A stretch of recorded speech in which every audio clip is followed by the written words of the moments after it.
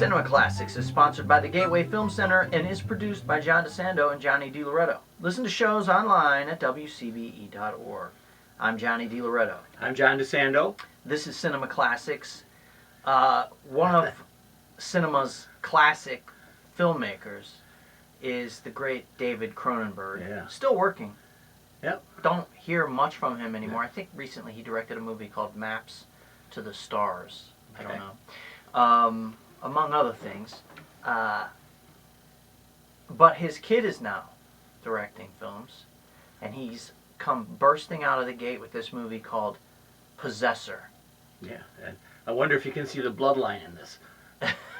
Yeah. So to speak. So you know Cronenberg, right? Cronenberg was most famous for movies like Scanners, The Fly, the remake of The Fly. Right. Etc. Or something. There's something. Naked Lunch.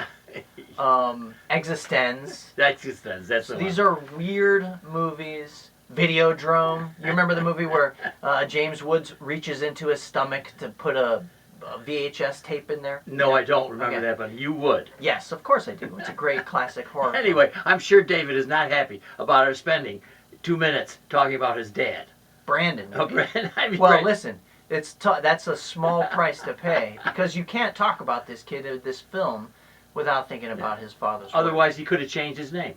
He could have. Really? Yeah. Yeah, if he didn't want us to think about it. That's right. This is definitely a work in line with his father's. All right, so this has got some of Inception about it. Would you say a little, at least planting in somebody's mind? It is the Cronenbergian, whether you want to attribute that to the father or son, a Cronenbergian version of Inception. Right. So there's this weird organization, and they have this woman who they hire to get inside the minds, and the identity of a living person, right? So Andrea Riseborough, new star, old star Jennifer Jason Leigh. Mm-hmm. She's the overseer of it. She's the creator, I think, of this. Yeah. And then Andrea, and then Tasia is okay. She's the one who implements it, right? Yeah, Jennifer Jason Leigh. Also, by the way, a graduate of the Cronenberg. Well, yes. So they get inside of him. They get. Yeah. However they do it, they lay this. It's kind of like computers don't play into it. That's a relief, right? Because Yes. I think we're all done with that. So somehow they put this woman in a machine or something, and she gets inside the mind of their target for whatever reason they want to. And her body, in a sense. I think, and part of this is that her body gets in there too. When she does with Colin at the end, mm-hmm. and you can't tell the difference between who's who. I think it's actually. I mean, I'm not sure, but I think beside the mind, you also get some body transfer. Well, for sure. There's this, getting inside the mind of a man. She is now inhabiting this, which is new gender, a new pretty body. Cool idea, right? I thought. Yeah, it's great, and they really do kind of explore. Well, you can only read the tensions on the actor's face. Christopher Abbott, who is another up-and-coming actor who you've seen. I'm sure you know that face. He really, I think this guy is the one that carries the movie because he's playing a character that has, what is it? Who's the girl? He's Colin. Oh, she's Tasia. Oh, Tasia. Okay. Yeah. So he's playing Andrea Riseborough playing him.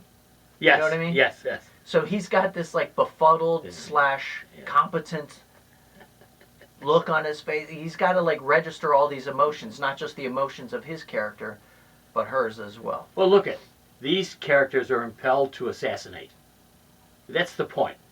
If you're rich enough, you can pay this company, and they can get somebody to assassinate your enemy, and they can blow him off too, or her at the end. Exactly. When they try to put a gun. Of course, we realize that capitalism is under all of this, right? Yes, capitalist greed is fueling all of this destruction of the body, of the mind, of gender, of identity, of sex. The movie is, in true Cronenbergian fashion, bizarrely violent, like the wait a minute. Now, yes, You are so true. The blood over that place, uncalled for.